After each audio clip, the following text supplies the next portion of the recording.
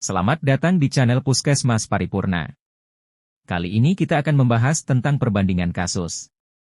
Untuk dua diagnosa seperti di bawah. TB paru. 1. Pengertian, definisi. Tuberkulosis, TB, adalah penyakit menular langsung yang disebabkan oleh kuman TB yaitu Mycobacterium tuberculosis. Sebagian besar kuman TB menyerang paru, namun dapat juga mengenai organ tubuh lainnya. 2. Anamnesis. Pasien datang dengan batuk berdahak 2 minggu. Batuk disertai dahak, dapat bercampur darah atau batuk darah. Keluhan dapat disertai sesak napas, nyeri dada atau pleuritic chest pain, bila disertai peradangan pleura, badan lemah, nafsu makan menurun, berat badan menurun, malaise, berkeringat malam tanpa fisik, dan demam meriang lebih dari 1 bulan. 3. Pemeriksaan fisik. Demam, pada umumnya subfebris, walaupun bisa juga tinggi sekali, respirasi meningkat, berat badan menurun, BMI pada umumnya 18,5. Pada auskultasi terdengar suara napas bronhial, amforik, ronhi, suara napas melemah di apeks paru, tergantung luas lesi dan kondisi pasien. 4. Pemeriksaan penunjang. 1. Darah, limfositosis monositosis, LED meningkat, Hamengkubuwono turun. 2. Pemeriksaan bakteriologis kuman yaitu pemeriksaan mikroskopi sputum SP, pemeriksaan tes cepat molekul, TCM, TB. Pemeriksaan biakan dapat dilakukan dengan media padat, Lowenstein-Janssen, dan media cair, Mycobacteria Growth Indicator Tube. 5. Kriteria diagnosis. Diagnosis TB ditetapkan berdasarkan keluhan, hasil anamnesis, pemeriksaan klinis, pemeriksaan laboratorium dan pemeriksaan penunjang lainnya. 1. Alur diagnosis TB pada orang dewasa. Alur diagnosis TB dibagi sesuai dengan fasilitas yang tersedia. A. Vaskes yang mempunyai akses pemeriksaan dengan alat tes cepat molekuler. B. Vaskes yang hanya mempunyai pemeriksaan mikroskopis dan tidak memiliki akses ke tes cepat molekuler. Prinsip penegakan diagnosis TB. Diagnosis TB paru pada orang dewasa harus ditegakkan terlebih dahulu dengan pemeriksaan bakteriologis. Pemeriksaan bakteriologis yang dimaksud adalah pemeriksaan mikroskopis. Pemeriksaan TCM digunakan untuk penegakan diagnosis TB, sedangkan pemantauan kemajuan pengobatan tetap dilakukan dengan pemeriksaan mikroskopis. Tidak dibenarkan mendiagnosis TB hanya berdasarkan pemeriksaan fototoraks saja. Fototoraks tidak selalu memberikan gambaran yang spesifik pada TB paru, sehingga dapat menyebabkan terjadi overdiagnosis ataupun underdiagnosis. Tidak dibenarkan mendiagnosis TB dengan pemeriksaan serologis. A. Vaskes yang tidak mempunyai alat tes cepat molekuler, TCM, TB. 1. Vaskes yang tidak mempunyai alat TCM dan kesulitan mengakses TCM, penegakan diagnosis TB tetap menggunakan mikroskop. 2. Jumlah contoh uji dahak untuk penggunaan mikroskop sebanyak 2 dengan kualitas yang bagus. Contoh uji dapat berasal dari dahak sewaktu-sewaktu atau sewaktu pagi. 3. BTA adalah jika salah satu atau kedua contoh uji dahak menunjukkan hasil pemeriksaan BTA positif. Pasien yang menunjukkan hasil BTA, pada pemeriksaan pertama, pasien dapat segera ditegakkan sebagai pasien dengan BTA. 4. BTA adalah jika kedua contoh uji dahak menunjukkan hasil BTA negatif. Apabila pemeriksaan secara mikroskopis hasilnya negatif, maka penegakan diagnosis TB dapat dilakukan secara klinis menggunakan hasil pemeriksaan klinis dan setidak-tidaknya pemeriksaan fototoraks, yang sesuai dan ditetapkan oleh dokter. 5. Apabila pemeriksaan secara mikroskopis hasilnya negatif dan tidak memiliki akses rujukan, radiologi, TCM, biakan, maka dilakukan pemberian terapi antibiotika spektrum luas, non-OAT dan non-quinolon, dahulu selama 1-2 minggu. Jika tidak ada perbaikan klinis setelah pemberian antibiotik, pasien perlu dikaji faktor risiko TB. Pasien dengan faktor risiko TB tinggi maka pasien dapat didiagnosis sebagai TB klinis. Faktor risiko TB yang dimaksud antara lain: A. Terbukti ada konten pasien TB. B. Ada penyakit komorbid, HIV, DM. C. Tinggal di wilayah berisiko TB, lapas rutan, tempat penampungan pengungsi, daerah kumuh, DLL. B. Diagnosis TB ekstraparu. 1. Gejala dan keluhan tergantung pada organ yang terkena, kaku kuduk pada meningitis TB, nyeri dada pada TB pleura, pleuritis, pembesaran kelenjar limfe superficialis pada limfadenitis TB serta deformitas tulang belakang, gibus, pada spondilitis TB dan lain-lainnya. 2. Diagnosis pasti pada pasien TB ekstra paru ditegakkan dengan pemeriksaan klinis, biologis dan/atau histopatologis dari contoh uji yang diambil dari organ tubuh yang terkena. 3. Pemeriksaan mikroskopis dahak wajib dilakukan untuk memastikan kemungkinan TB paru. 4. Pemeriksaan TCM pada beberapa kasus curiga TB ekstra paru dilakukan dengan contoh uji cairan cerebrospinal fluid SF, pada kecurigaan TB meningitis, contoh uji kelenjar getah bening melalui pemeriksaan biopsi aspirasi jarum halus bajah, fine needle aspirate biopsi FNAB, pada pasien dengan kecurigaan TB kelenjar, dan contoh uji jaringan pada pasien dengan kecurigaan TB jaringan lainnya. Diagnosis awal tidak menggunakan TCM TB. 1. Diagnosis banding. 1. Pneumonia. 2. Abses paru. 3. Kanker paru. 4. Bronkiektasis. 5. Pneumonia aspirasi. 2. Penata laksanaan. Prinsip pengobatan TB. Obat antituberkulosis, OAT, komponen terpenting dalam pengobatan TB. Pengobatan TB merupakan salah satu upaya paling efisien untuk mencegah penyebaran lebih lanjut kuman TB. Pengobatan yang adekuat harus memenuhi prinsip. 1. Pengobatan diberikan dalam bentuk paduan OAT yang tepat mengandung minimal 4 macam obat untuk mencegah terjadinya resistensi. 2. Diberikan dalam dosis yang tepat. 3. Ditelan secara teratur dan diawasi secara langsung oleh PMO, pengawas menelan obat, sampai selesai pengobatan. 4. Pengobatan diberikan dalam jangka waktu yang cukup, terbagi dalam dua tahap yaitu tahap awal serta tahap lanjutan, sebagai pengobatan yang adil untuk mencegah kekambuhan. Tahapan pengobatan TB. Pengobatan TB harus selalu meliputi pengobatan tahap awal dan tahap lanjutan dengan maksud. 1. Tahap awal. Pengobatan diberikan setiap hari. Paduan pengobatan pada tahap ini adalah dimaksudkan untuk secara efektif menurunkan jumlah kuman yang dalam tubuh pasien dan meminimalisir pengaruh dari sebagian kecil kuman yang mungkin sudah resistan sejak sebelum pasien mendapatkan pengobatan. Pengobatan tahap awal pada semua pasien baru harus diberikan selama 2 bulan. Pada umumnya dengan pengobatan secara teratur dan tanpa adanya penyulit, daya penularan sudah sangat menurun setelah selama 2 minggu pertama. 2. Tahap lanjutan. Pengobatan tahap lanjutan bertujuan membunuh sisa-sisa kuman yang masih ada dalam tubuh, khususnya kuman persister sehingga pasien dapat sembuh dan mencegah terjadinya kekambuhan. Paduan OAT yang digunakan di Indonesia. Paduan yang digunakan adalah 1. Kategori 1. 2. HRZT, 4. HR, 3 atau 2, HRZT, 4, HR. 2. Kategori 2. 2. HRZT, S, HRZT, 5, HR, 3E3 atau 2, HRZT, S, HRZT, HR, E3. Kategori anak. 2. HRZ, 4, HR, atau 2 HRZT, S, 4, 10 HR. 4. Paduan OAT untuk pasien TB resistan obat, terdiri dari OAT lini kedua yaitu kanamisin, capreomycin, levofloxacin, penamide, sikloserin, moxifloxacin, PAS, bedaquiline, clofazimin, linezolid, delamanid dan obat TB baru lainnya serta OAT lini 1, yaitu pyrazinamide and ethambutol.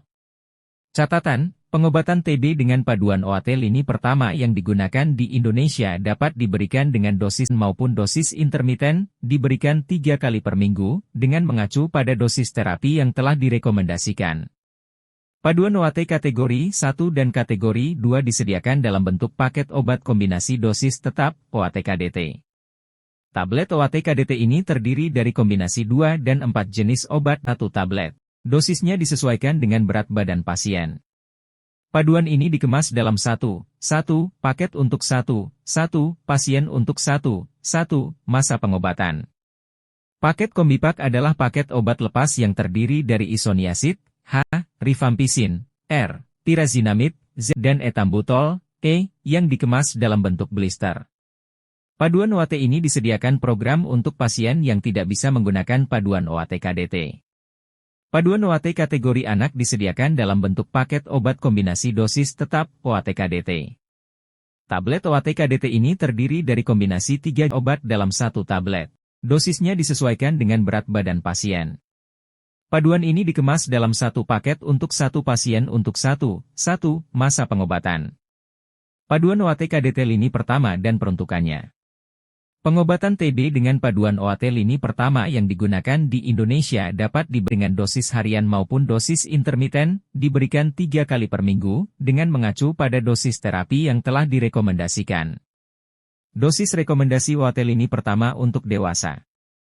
Kategori 1. Paduan OAT ini diberikan untuk pasien baru. A. Pasien TB paru terkonfirmasi bakteris. B. Pasien TB paru terdiagnosis klinis. C. Pasien TB ekstra paru. A. Dosis harian, 2, HRZT, 4, HR.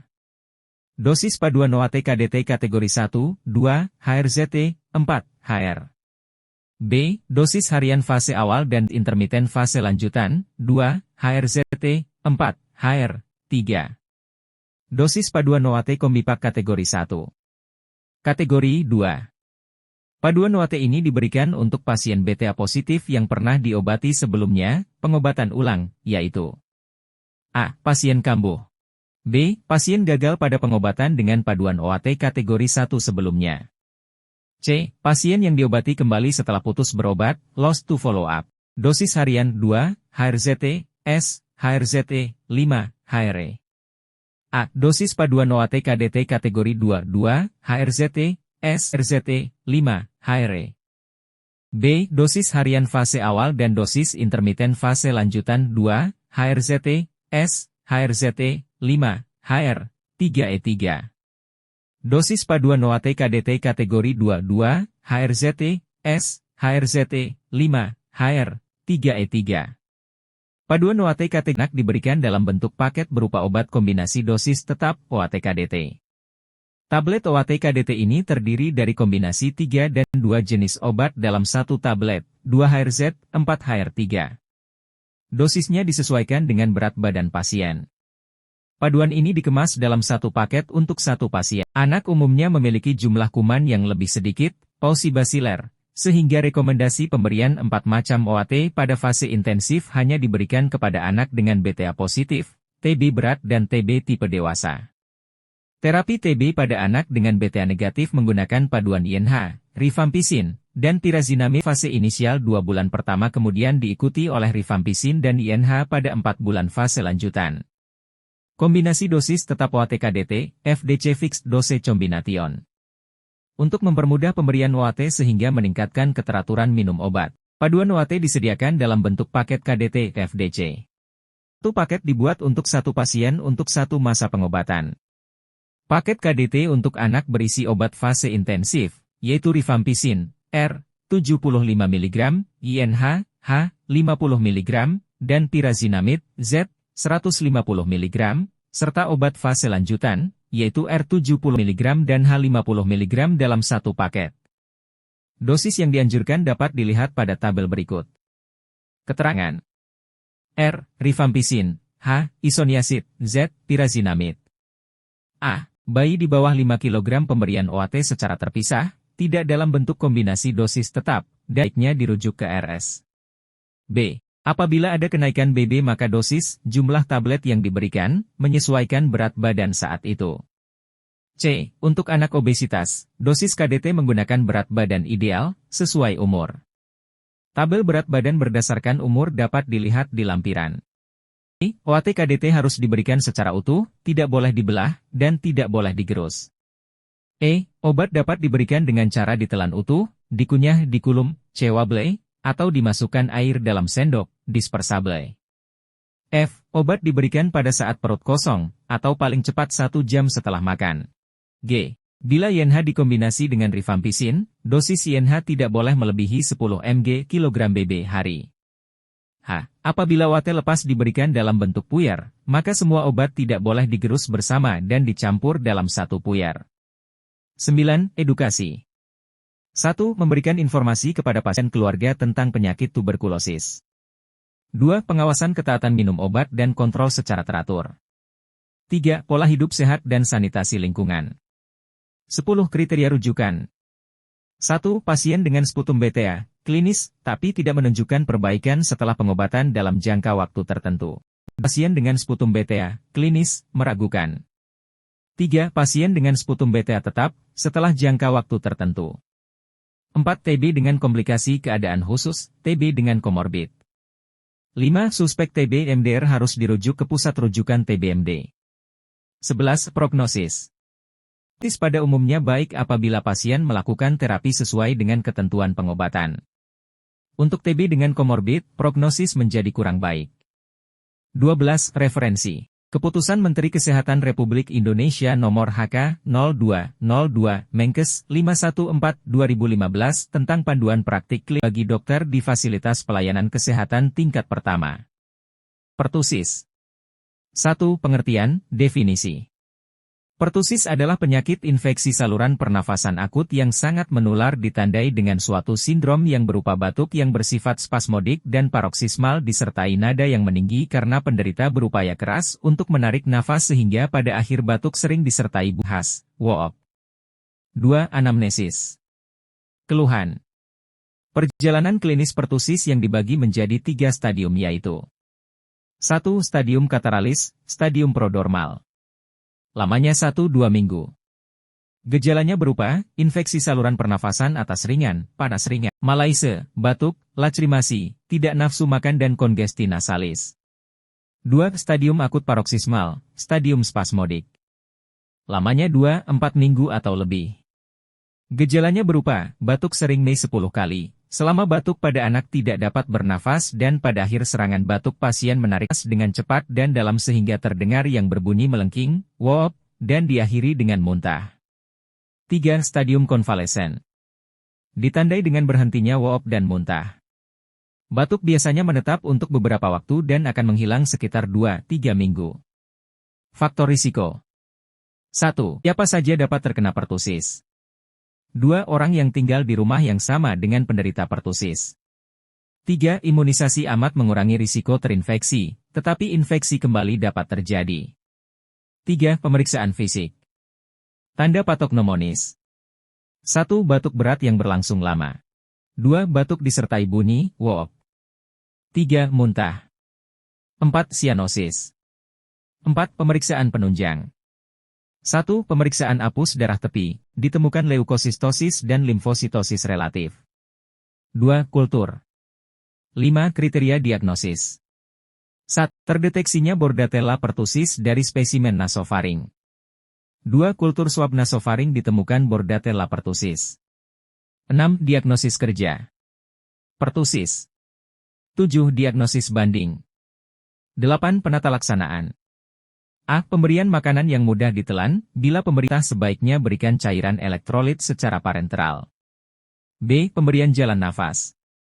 C. Oksigen. D. Pemberian farmakoterapi. Antibiotik, eritromisin 30-50 mg kg BB 4x sehari.